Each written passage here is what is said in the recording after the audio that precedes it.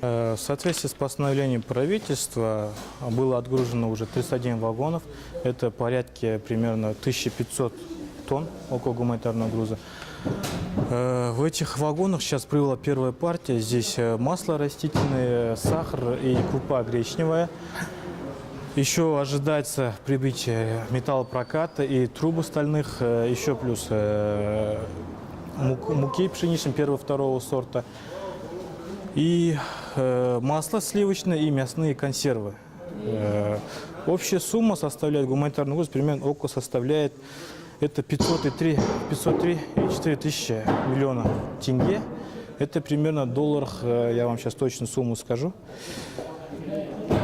В долларах будет это 2 миллиона 709 330, где-то около 340 тысяч.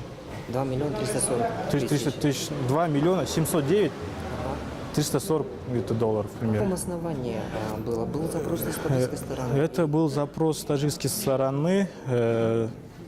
Вот в период весенних паводков, когда были.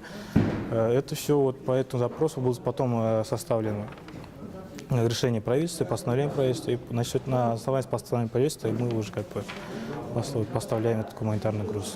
Вторая партия, один вагон ожидается где-то на днях, потом где-то периодически, где-то 4-5 дней. То есть на этой неделе? Да, общее количество составляет 31 вагон.